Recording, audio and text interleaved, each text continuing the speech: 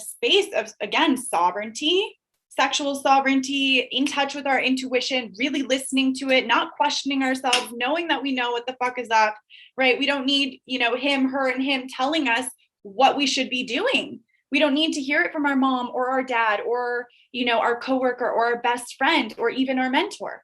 Like I said earlier, it is about you coming to your own bare bones truth and living from that space. That is the only way that you can be in true leadership. Any of these leaders that you see, right, that are emanating a certain frequency, they're leading themselves. They're not asking anyone else how to do it. They're coming from this really, really raw core place, and they're experiencing it through the distillation of what's happening in their life experience, right? And like coming to their own truth. What is my truth with this? And then this all goes into everything that you do, the art that you create, the way that you express yourself. Like, what is it that feels right and true for you? When you're not looking at anybody else in the way anyone else is doing it, how would you do it? And then trusting yourself to bring that vision forward, to bring that to life with your art, with your branding, with the way you dress yourself, with the way you write, like knowing that you've got this, and you being in your full essence and owning your magic is literally the way to the most magnetic leadership. And when you are really coming from a place of integrity, and then you're leading from that space, if you're feeling called to be a leader, you're leading from that space of integrity. Okay, yes, we all fall out of integrity. We all fall off the horse. We all fall off the path. Okay, how do you get back onto it, right? How do you correct those little, how do you patch up the holes in your field? It's like kintsugi, when there's the broken pottery and you fill it with the gold. Where are you putting the gold? How are you mending, what's happened?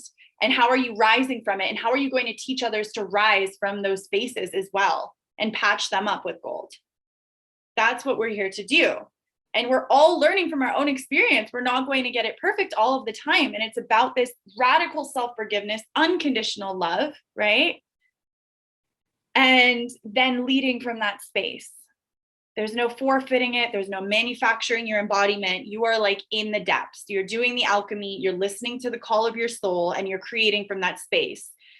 It's okay if it seems so outlandish, like just really leaning in. What do you want to teach about? What do you want to lead about? What do you want, what is really calling you forward?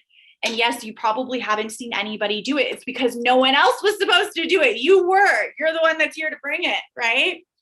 Your frequency, your vibe, your message, all of it needs to come through you. And like Deanna and Jenna could both have the same message, and it's going to land differently with everyone that hears it, because you're a different emanation of the goddess, and you have your unique channel that's going to resonate with the hearts that you literally incarnated here to serve, especially if you're in this space. So yeah, this is a huge part of the Divine Witch, is owning your uniqueness and having this deep, reverent connection to the divine above all else, above your connection to, honestly, everything, above your connection to your family, above your connection to your physical beloved, but above your connection to everything is your connection to God, goddess, and yourself, your heart. From that space, there's no question about being a bad lover or mother or this or that, because you're connected to source. You're using your intuition, and you're leading from that space. And to me, this is what's so beautiful about motherhood. I mean, you just see how intuitively mothers know how to care for their child. Or like animals, it's like they have babies and they just know how to take care of them. They know how to make sure they're being fed. They know how to get them out of the sack. They know how to do all of these things just innately, instinctually. And that is like the wild feminine. That's the Divine Witch, is she instinctually, innately knows, but there's all of this noise out here that keeps distracting her and pulling her out of her center. So this is why it's so important to have a sacred space and a morning rising practice and ritual to clear your channel to the divine, right? So that you are in this space. And I highly suggest doing your morning practices before checking Instagram, before doing anything. And for me, I like to do my morning practices and then have cacao be my reward for them.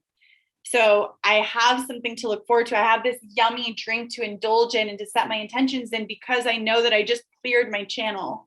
And then from this clear space, Then you can go onto Instagram. And from that space also, you're not desiring to consume as much as you are desiring to produce and share from this space of like being so in your channel and feeling so yummy. You want to share it instead of consuming more things that cloud your channel, that block your channel, right?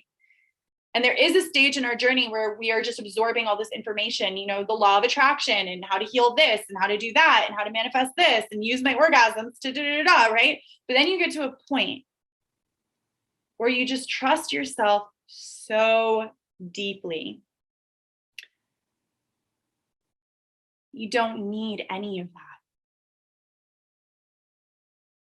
Even the oracle cards, right? They help, but you don't need it. You realize you are the oracle and you have the answers and you know how to do this. And so you start mentoring and coaching yourself. You start leading and guiding yourself. And for this practice, I highly recommend journaling because it's a really beautiful way to stream your consciousness and to have dialogues with your higher self. Or even recording yourself like this and doing like a photo booth, just talking, connecting with the different parts of yourself, right? Connecting with your higher self, allowing your higher self to channel through to give you messages. Usually when your higher self is channeling through to give you messages, it's also for the collective and for the people in your field. So that's how you can really record some potent ass Instagram content, right? That really resonates with a lot of hearts who are going through what you're going through as well. So yeah, a lot of this archetype is also healing from patriarchy, from the betrayal of the masculine, from the betrayal of the feminine, and healing our own inner patriarchy, where we're still belittling ourselves, where we're still suppressing our femininity, where we're still doubting our own intuition, where we're still doubting ourselves, where we're not loving ourselves, right? This is a practice of continuing, this is the priestess pivot, right? You continually pivot back to unconditional self-love, integrating all the pieces and parts, and then seeing how from this empowered space you can move forward in grace, as much grace as you can, with whatever's presenting itself to you right now, knowing that whatever challenge you are facing right now holds the keys to your next greatest expansion. Like it's got all the gold, all the medicine, like Joseph Campbell says, the cave you fear to enter holds the gold and the treasure you seek. So whatever that thing is that's causing a knot in your stomach, that cave, that is where to go, right? And it's also like really working with the parts of you that are terrified to go in there so that you can start to bring some of them into a space of equanimity, so that you go in there, you know, not in this paralyzing fear, just like bulldozing through your resistance. There's already a little bit of preparation. And this is where hypnotherapy is really powerful. And why I offer hypnosis to my clients and students is because you're training, this is like warrior goddess training. You're training your subconscious mind to be prepared for where you're going and what you're stepping into and you know, what you're about to, the cave that you're about to enter. I'm also like really feeling my womb right now because I'm bleeding. So, you know, there's also this piece of me that's like really dropped into her as I'm speaking to you, and just feeling that. So yeah, it's really connecting to the cycles of the moon, to your menstruation, the magic inherent in your blood, right? She's like I said earlier, there's an intelligence in her.